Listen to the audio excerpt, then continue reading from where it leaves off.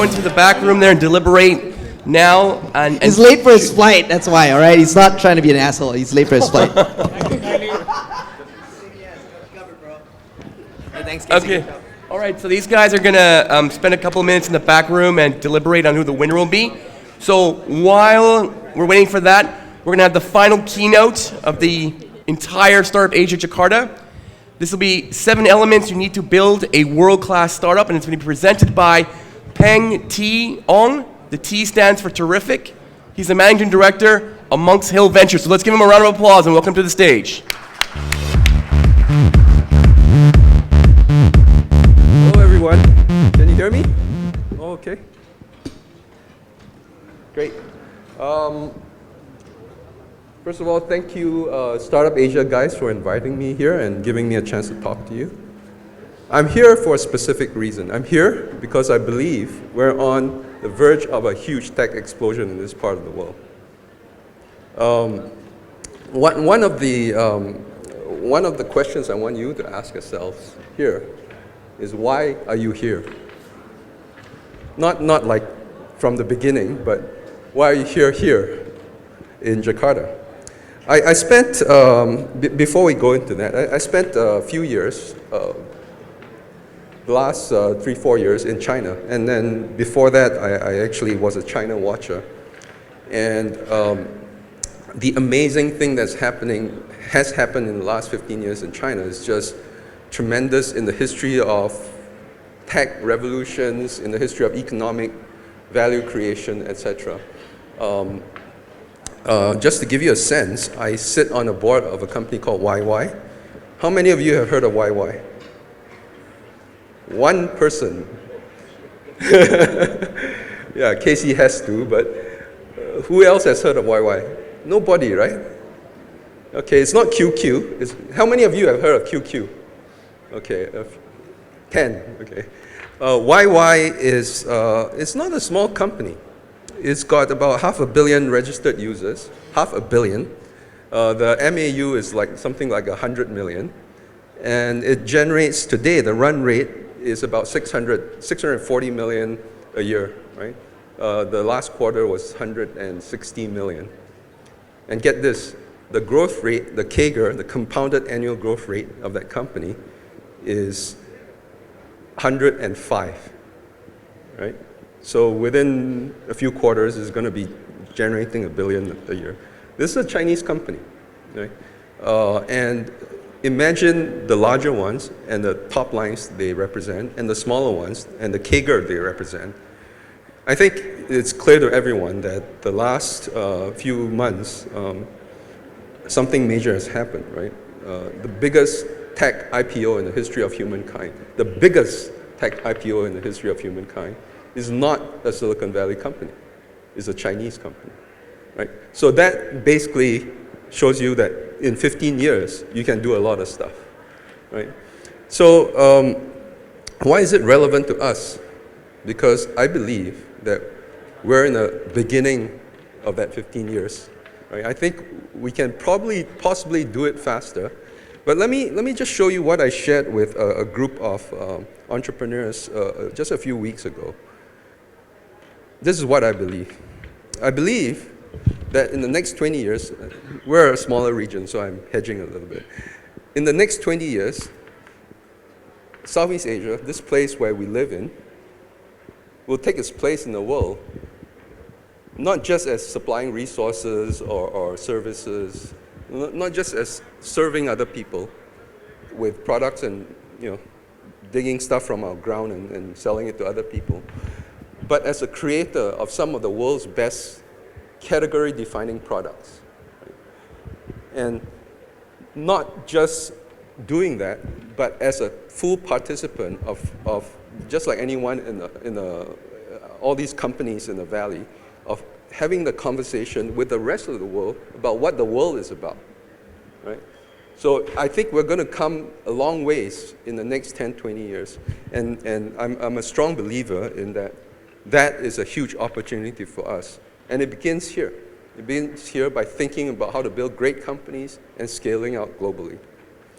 Oops, sorry. Let me get to that next. So The good news about the tools we have to build companies is most of them are actually mental. They're in your head, right? It's not you got to buy machineries, you got to buy real estate. It's things you need to understand and things you need to understand how to use. So I'm going to assume that some of you are here because you want to go on that adventure. And I've got 10 minutes left, and my job is to try and condense as much of those ideas as possible for you to take away and start thinking about. So that's my goal. My goal is not to give you everything that you possibly need to know to do startups and to build great companies. My goal is to get you thinking about how to do that. So let me go right into it. You saw this. It's a list of the 7 elements. If you get any entrepreneur and ask them to sit down and write down 7 elements, they'll write down a bunch of stuff, and they'll be approximately around these areas, right? So the reason for this is not, again, for you to check this off as like a very strict list of things you need to do, but the list here is for you to understand what you need to do in broad strokes, right? So let me go straight into this list. B-hack. How many know what a B-hack is? 3, 4, 5. Okay. Maybe it's dark, I can't see much. Big, hairy, audacious goal, right? You cannot build great companies if you have, I want to make $1 million. Nobody's interested in that. Nobody's interested in joining you. If 2 people join you, then you get 300,000 each. Okay, it's interesting, but it doesn't change the world. Change how transportation happens. Change how dating happens, right? 1/3 of couples in the US met online, right? That's my old business. Think about ideas that will shake up, if not the world, at least your part of the world, right? So that somebody else looking at it will go, wow. And this is important not just for yourself, but for the next thing, people. Your job as the founder or as an entrepreneur is to find and keep the very best people that you can, right? It's a very simple statement, lots of pitfalls, lots of problems trying to execute that, but you're the entrepreneur. You got to go resolve these issues. Your goal is very simple. Find and keep the very best people. I was at the Goldman Sachs conference last week, and Travis, the CEO of Uber, was speaking there in a fireside chat without the fire. So one of the questions he got really animated by was a very simple question. How do you manage to grow so fast? This is Uber, right? You guys know how fast it's grown. How do you manage to grow so fast? And he had one answer, and he emphasized it over and over again. Hire the very best people. The country managers are the very best people you can find. Wait until it's painful and past painful because you didn't make that hire if you don't have the right person, right? That's his advice. I think you should think about that advice. Next part, still related to people, culture. This one is relatively simple. Relatively simple. You will have a culture in your company. You don't have a choice, right? Whenever you have a few people get together and they start working, you will have a culture. Whether that culture is a functional culture, is a smart culture, is a dysfunctional culture, is random unless you control it. So as founders, actually, let me do a quick check here. I'm assuming a lot of you are founders or want to be founders. How many of you are founders or want to be founders? Okay, that's a lot. That's good. Good. So as founders, your goal, I would propose to you, your goal should be to try and create a culture that you would love to live in, to thrive in, because you're spending 80 hours a week in it, and your friends and your colleagues are doing the same. So be very, very conscious of a culture. Culture is defined by, first of all, the founders. Secondly, the people you hire, right? You don't hire random people and expect to have great culture. Right? So focus on that. Advisors, pretty straightforward. People that can help you build companies. I was very fortunate. When I started Interwoven, I realized I knew the tech stuff. So I went out and found a whole bunch of sales guys and CEOs. And they helped me build a great company. I know nuts about sales, right? And Interwoven at its peak was doing $250 million a year in enterprise sales. Okay, phasing. Phasing is a fancy way of me telling you there are actually 2 steps in doing a startup. If you read Sales Learning Curve by Mark Leslie, his some research on this, you will find that the first part of a startup process, which I call starting up, is actually not the future of the company. The starting up process is finding that repeatable sales cycle that you can build, and then the second part is about cranking that up, right? So be very clear on those 2 phasings. I've had a company whose competitor is a $10 billion company on the NASDAQ now. This was about 5-6 years ago that I invested in the other company. It couldn't figure out that repeatable sales cycle, and it kept cranking. So it had negative margins, negative gross margins, and it was building up this huge business running negative gross margins, which is really, really crazy, right? You don't crank before you figured out that model. And as a result, the company, it raised a lot of money, so it's still around, but it's not significant. The competitor is now worth $10 billion. This is 5 years later on, right? So that's the difference in having the right advisors. Ramp, hopefully this is easy, but you need to be clear about ramp to what? Ramp your revenues to what, right?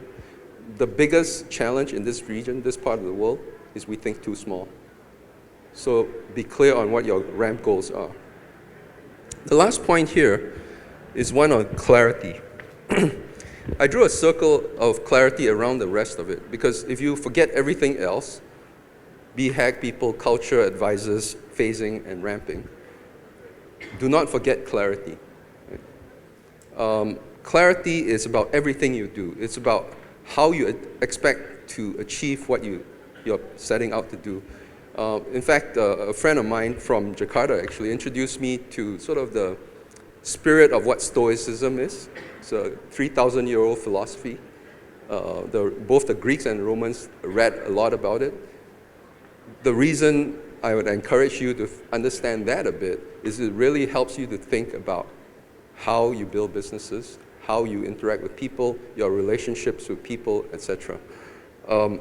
You get one book recommendation from me today, and that is The Obstacle is the Way by a guy with the name Ryan Holiday.